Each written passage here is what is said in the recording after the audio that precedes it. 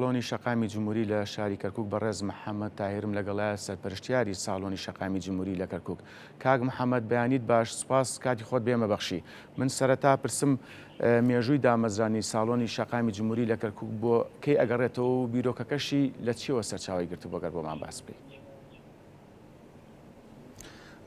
بەیانی ئێوە باش، بەیانی دڵنیام بەیانی شاری سلێمانی ساردا، بەڵام من لە کەرکووکەوە بە گەرمی بەیانی باشتان لە یەکەم. سپاس. بە هیوام ئاسوودە بن. سپاس بۆ کورساتی ئازیز، سپاس بۆ تۆ کاکە ئاکام. سپاس بۆ تۆش. ئێمە 2 ساڵ بەر لە ئێستا لە 24/1/2023 بیرۆکەی دانانی ساڵۆنی شەقامی جمهوری لەلایەن برای بەڕێزمان نووسەر و ڕۆژنامەنووس کاک سران عەبدوڵڵا کە یەکێکە لەو کەسانی زۆر لە خەمی کای ڕۆشنبیریە، بیرۆکەی ساڵۆنی شەقامی جمهوری لە کەرکووک هاتەکایەوە. هەڵبەت درێژکراوەی ساڵۆنی کوردستانی نوێ لە سلێمانی و ساڵۆنی لاپەڕەنەوە لە هەولێرە کاکسران پێی باش بوو کە لە کەرکووکیش ساڵۆنێک هەبێ بۆ نووسەران و ڕووناکبیران و ڕۆژنامەنووسان تا هەفتانە کۆڕیان بۆ ئەنجام بدەین.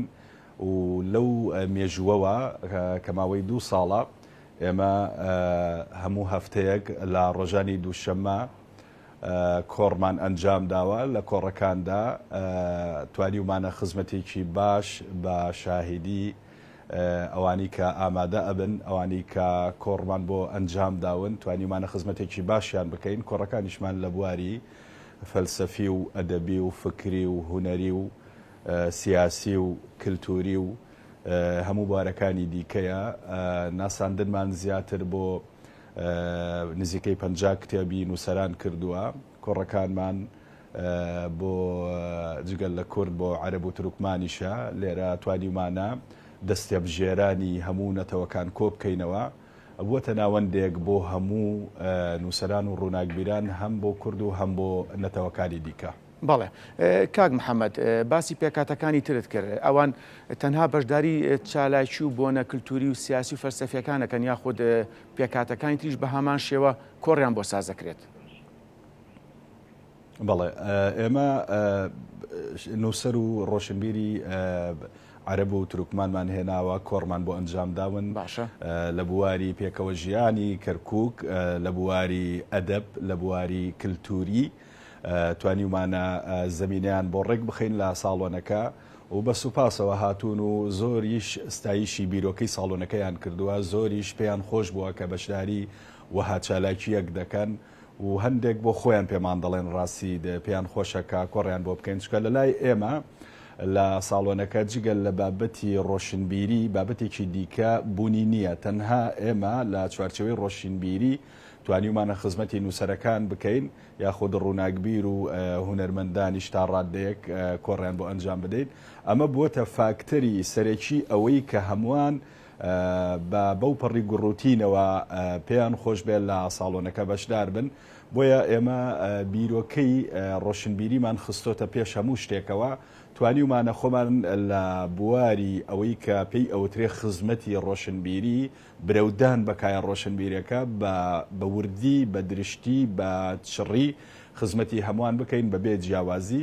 بۆیە بەشداری ئەکەن. جاری وا هەیە ئەوەی کە با بڵێن دێ ئێمە کۆڕی بۆکەین، چەند کەسێکی دیکەش ئامادەییان هەیە. جاری وا هەیە عەرەب و تروکمان ئامادە دەبن بۆ نووسەرێکی کورد. یعنی ئەمە بەدەیان حاڵەت بووە و دووبارە بۆتەوە لە ساڵۆنەکە. بەڵێ کەواتە کاک محەممەد، ئەم هەنگاوی ئێوە وای کردووە ساڵۆنەکە بێتە چەترێک بۆ کۆکردنەوەی سەرجەم پێکاتەکانی شاری کەرکووک لە بۆنە کللتوری و هونەری و ڕۆشنبیری و ئەدەبیەکاندا؟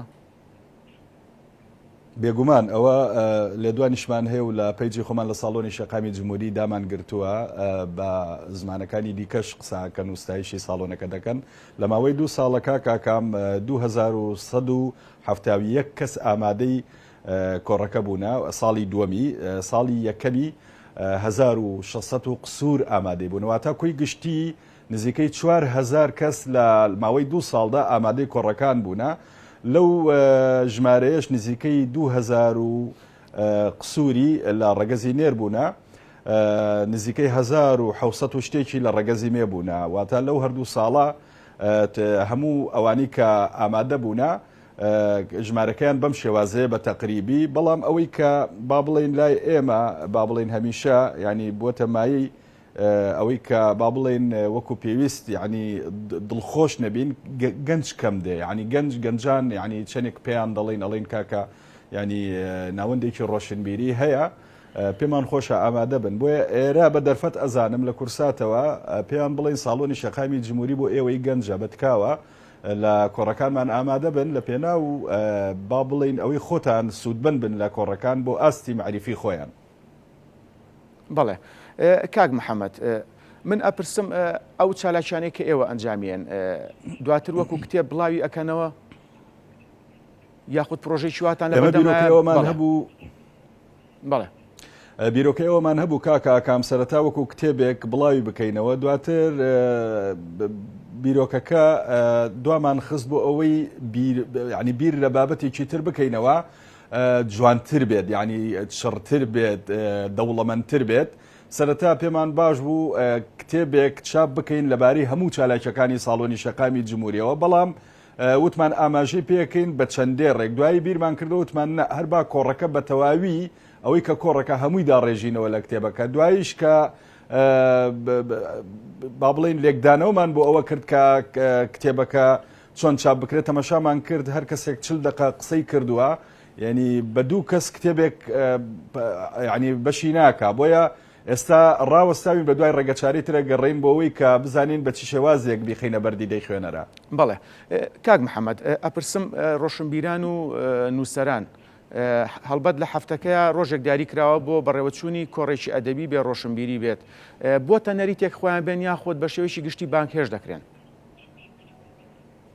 ئەمە خۆیان جاری وا هەبووە بەهۆی بۆنەیەکەوە کۆڕمان نەبووە، بڕوات هەبێ یعنی هاتوون بۆ ساڵۆنەکە هاتوون، یعنی وتوانێت بۆ ئەمڕۆ کۆڕ نییە، بەدەیان نامەمان بۆ هاتووە کە هەفتەیەک تەمەشاکەی جەژنە یان با بڵێن مناسبەیەکی گەورەی لە شارەکە هەیە دێتە ئاراوە، ناچاری نێمە کۆڕەکان ڕاگرین لەو هەفتەیە، بەڵام تەمەشاکەی ئەوان یعنی دێن بۆ ئینەکاڵن بۆ با بڵێن کۆڕ نییە. سەیری پەیجەکەمان کردووە کۆڕێکۆڕیتیانە بۆ وتومانە دیارە خۆیان بڵاویان نەکردوەوە، بەڵام ئێمە زۆربەی چالاکیەکان لە پێیجی ساڵۆنی شەقامی جمهوری بڵاو ئەەکەینەوە بە ئامانجی ئەوەی کە بێوێت لەوێ ئامادە بێت بیبینێت و بەشێکی زۆریش لە ڕێی پەیجەکەەوە چالاکیەکانمان ئەبینن، لە ڕێی پەیجەکەەوە با بڵین نووسەران و ڕووناکبیران ئاگادارەکەینەوە. هەندێک جاریش کۆڕەکانمان ئەوە قەرەباڵغ دەبێت، ناچارین هۆڵێکی گەورەتر هەڵبژێرین بۆ ئەوەی چالاکیەکانمانی تیا ئەنجام بدەین. من بەم بۆنەوە سوپاسی سنتەری ڕۆشنبیری کەرکووکەکەم، سوپاسی هۆڵی شەهید سیروان تاڵەبانی یەکەم ئەوانی کە با بڵێن ئیداری هۆڵەکانە دەن، سوپاسی ئەو بەڕێزانەکەم کە زمینیان بۆ ئێمە ڕەخساندووە لە کاتی کۆڕی بەرفراوان کە هەمیشە دەرگایان بۆ ئێمە واڵا کردووە. باشە کاک محەممەد، هەڵبەت داشکرایە ڕۆژانی دووشەمە بۆتە نەریتێک کە کۆڕ و چالاکی ئەدەبی ڕۆشنبیری تیا ئەنجام مەدرێت. پرسیارەکەم ئەوەیە بە دیاریکراوی ڕۆژانی ئاسایی ڕۆشنبیران و ئەدیبانی شارەکە لە ساڵۆن ئامادا بن بۆ دانیشتن و بیرۆرە ئاڵگۆڕکردن بۆ نمونە؟ بە بێگومان زۆربەی کات پەیوەندیمان پێواکەن دێن گفتوگۆی با بڵین ڕۆشنبیری ئەەکەین، دێن بۆ لامان بیرۆکەیان هەیە، گەڵاڵی ئەکەن، دێن سەرنجیان هەیە، ڕەخنەیان هەیە، پێشنیازیان هەیە، وەکو ئەوەی کە پێرێکە ساڵیادمان بوو مایک بەدەستی با بڵین نووسەران و ئامادەبووی کۆڕەکە بوو، هەمویان بەبێ ئەوەی کە سانسۆرێک هەبێیان بەبێ ئەوەی کە هیچ ئێمە ڕێگریەک بکەین لە دەربڕینی بۆ چوونەکانیان، مایکیان بەدەستەوە بوو ڕەخنە و پێشنیاز و سەرنجەکانیان خۆیان خستە ڕوو بە ئامانجی پێشخستنی کار و چالاکیەکانی ساڵۆنەکە. بەڵێ کاک محەممەد، نووسەران و هونەرمەندان و ڕۆشنبیرانی شارەکانی تری هەرێم بەشداریەکەن سەردانی ساڵۆنەکەن؟ بەڵێ بەبێگومان ئێمە لە هەولێرەوە، لە سلێمانیەوە، لە قەڵات دزێوە، لە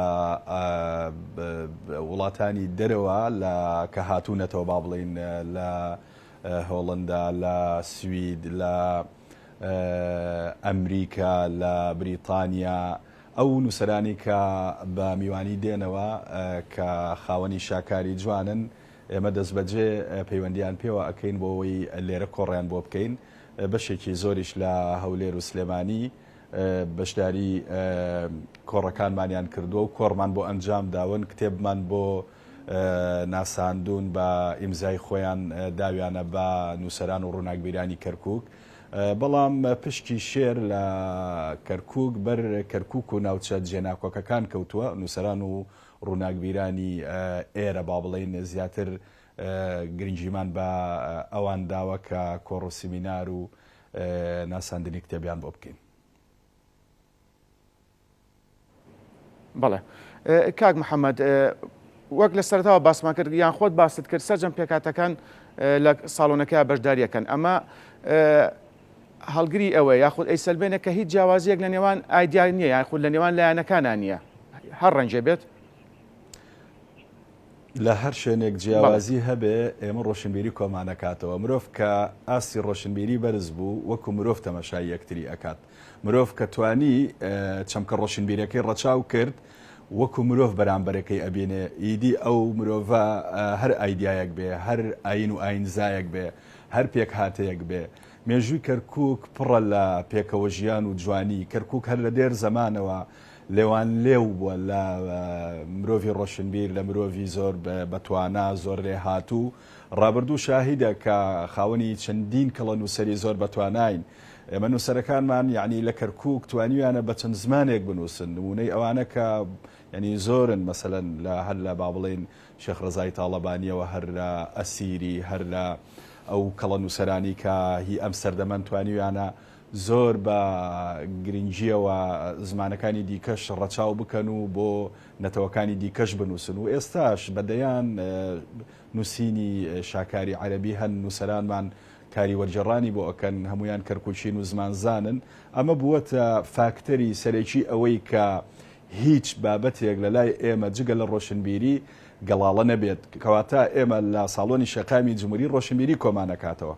بەڵێ کاک محەممەد ساڵۆنی شەقامی جمهوری لە کەرکووک تا چەند دەستی لاوانی گرتووە لە سەرجەم بوارەکان ڕۆشنبیری کللتوری بۆ نمونە بەڵێ وڵا کاکە ئاکام ئەوە ئێستا کەمە پێش ئێستا ئاماژەم پێکرد بەڕاستی ئێمە زۆربەی کات یعنی گلەیمان لەوە بووە کە گەنجان بۆچی ئامادەی کۆڕەکان نابن یعنی بەڕاستی کە ئامادەش ئەبن بە پەنجەی دەست ئەژمێر دریان ئێمە بۆیە وتم لێرەوە ئەمە بە دەرفەت ئەزانم داوا لە گەنجانەکەم لە لاوانی کەرکووک و ناوچە جێناکۆکەکانەکەم ئێمە ئەم ساڵۆنە بەڕاستی بۆ خزمەتیە بۆ خزمەتی ڕۆشنبیریە گەنج ئەگەر بێوێ با بڵین سوودمەند بێ بڕواتە بێت لە ئەو کۆڕانە زۆر ئەتوانێت پەرە بە خۆی بدا بە ئاستی فکری خۆی بدا پەرە بە ئاستی ڕۆشنبیری خۆی بدا بۆیە کەم ئامادە ئەبن ینی ڕاستی ئەوە گلەیەکە وەکو گلەیەکی دڵسۆزانە ئەیکەم ینی نەکوەکو ئەوەی کە ئەوان نەیانەوێت ڕەنگە نەزانن ڕەنگە وەکو پێویست پێیان نەگەیشت بێ ڕەنگە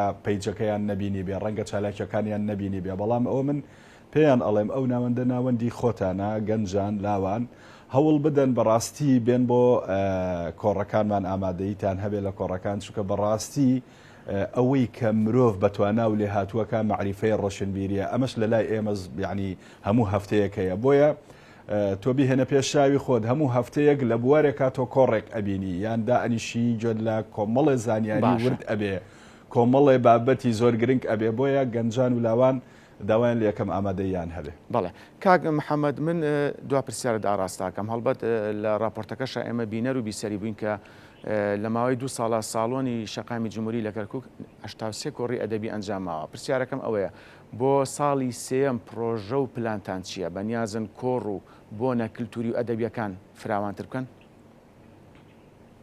بەڵێ ئێمە ڕخنەیان لێگرتین و پێشنیازیان بۆ کردین هەردووچی بە هەند وەرەگرین ئیشی لەسەر ئەەکەین ئەوەی کە گرنگە لە ئێستاە کۆڕی با بڵێن جگە لە کۆڕەکان دیبیت بکەین دیبیت لە نێوان دوو کەسە ئەمە یەک دوو گرنگی زیاتر بە پێکەوە ژیان بدەین سێ هەوڵ بدەین کە جگەل لەو هەفتەیە لەو ڕۆژەی کە دیاریمان کردووە لە ڕۆژەکانی دیکەش هەوڵ بدەین خول بکەینەوە بۆ ئەو کەسانی کە لە بوارە جیاجیەکانن گرنگیان پێ بدەین بۆیە لە ساڵی ئایندەیە ئێمە باشتر خۆمان ئامادە ئەەکەین هەوڵی زیاتر ئەدەین خزمەتی زیاتر بکەین بە نووسەران و ڕووناکبیران بە گەنجان بە خانمان کە ئەمانە کاریگەرترین توێژی کۆمەلگان توانیویانە کە جێدەستیاندار دیار بێت لە هەمووش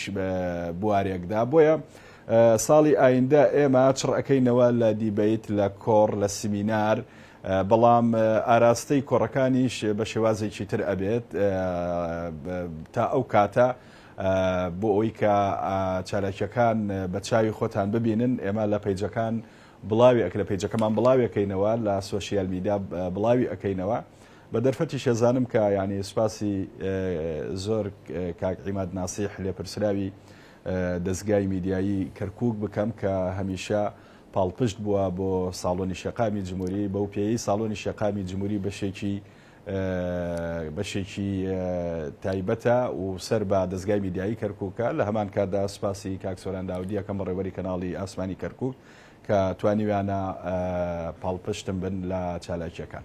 بەڵێ بەڕێز محەممەد تاهیر سەرپەرشتیاری ساڵۆنی شەقامی جمهوری لە کەرکووک سوپاس ڕاستەوخۆ لە شاری کەرکووک لەگەڵمان بوون سەرکەوتوو بن.